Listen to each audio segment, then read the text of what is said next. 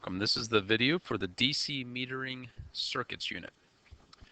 In this unit, I want you to understand how a meter works. I want you to understand how a meter will influence a reading. I want you to explain how to measure voltages and currents. And I want you to understand what a bridge circuit can do. Let's get started then. So electrical meters, these are any devices that are built to detect and display some sort of electrical quantity.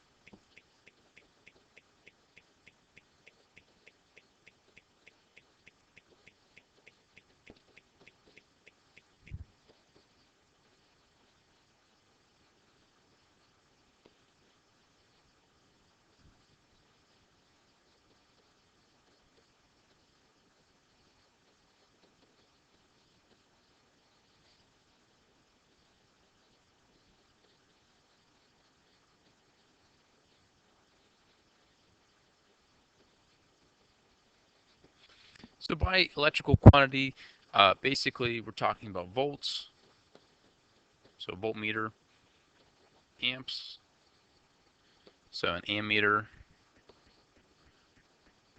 ohms, so an ohm meter, and watts, so a watt meter. So potential, current, resistance, and power. Most modern meters are going to be digital. That means that their display uses digits instead of a needle. However, for the most part, we're going to be using the older needle style meters simply because they're more rugged. They're not as well, they can't measure as quantities as small as a digital meter will, but they're a little more rugged. So we're going to use those. The way that a meter works is it uses principles of electromagnetism.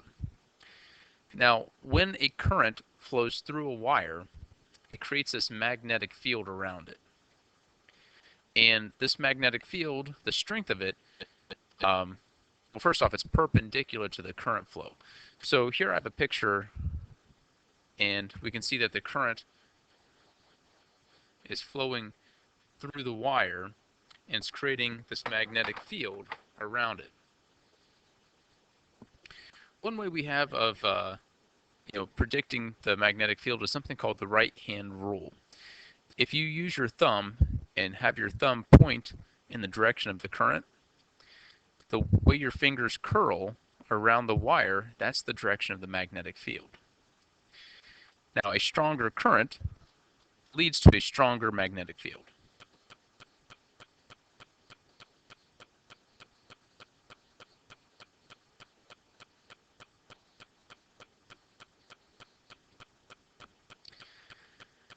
And there are some models that will predict how strong the field is, but that's not something I really want to get into.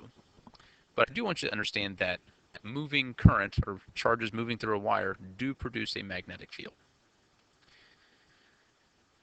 Now, this magnetic field, if it's allowed to interact with a second magnetic field, that will generate a force between the two magnetic fields. And that's what we use to move the needle. So if we take a look at this diagram right here, here we see the current coming in from some outside source. So whether this is a battery, whether we're trying to measure current or ohms or whatever. And this current creates our primary magnetic field.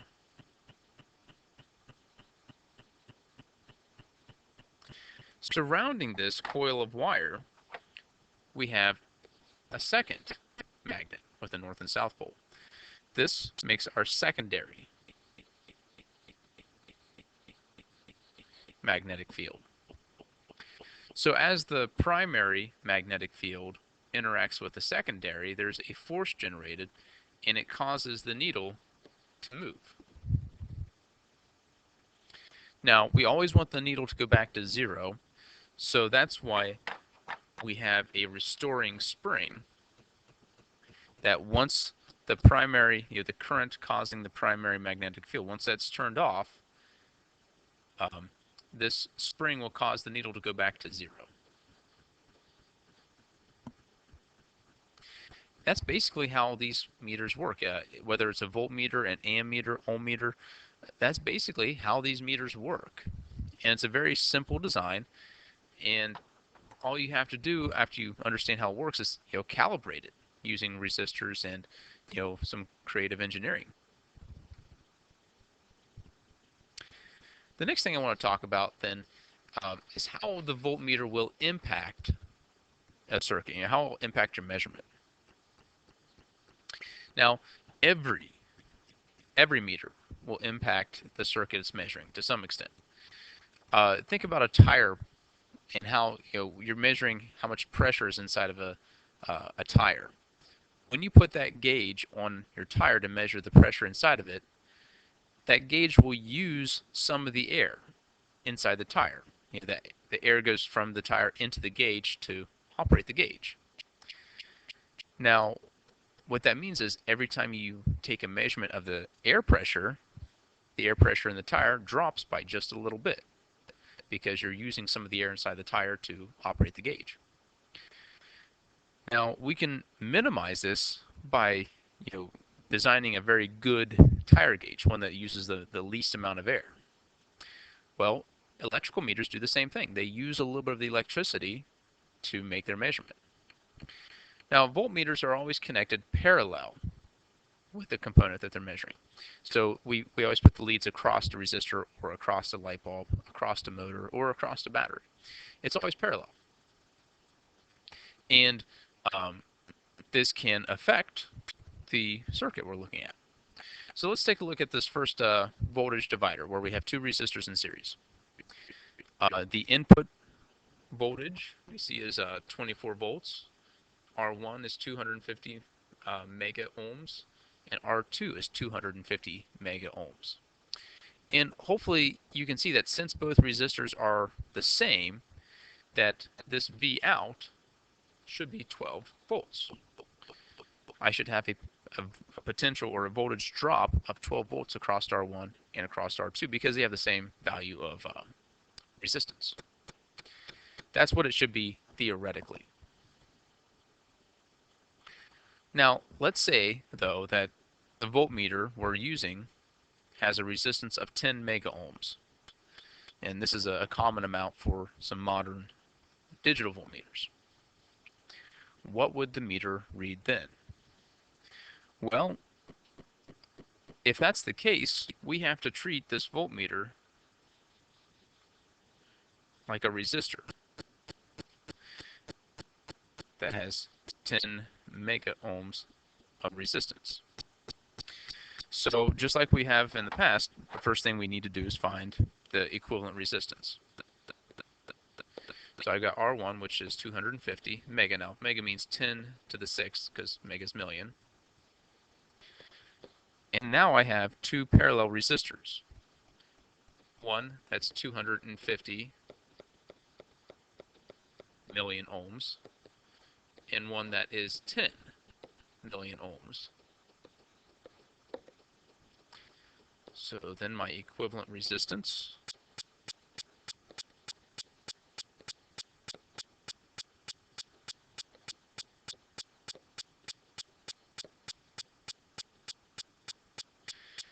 remember that when resistors are parallel, their combined resistance is always smaller than the smallest resistor. So 9,615,384 ohms is less than 10 million.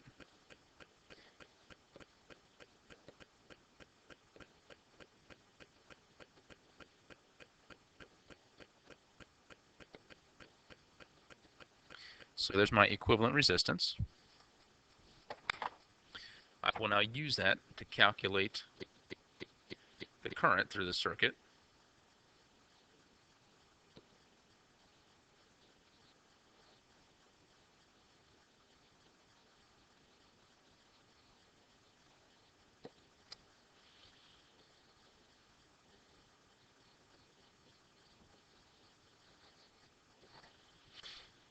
And now I can use that to calculate my voltage drops. So I would have a voltage drop across this, and then I would have my voltage drop across that. I'm just going to calculate the V out because that's the only one I'm interested in.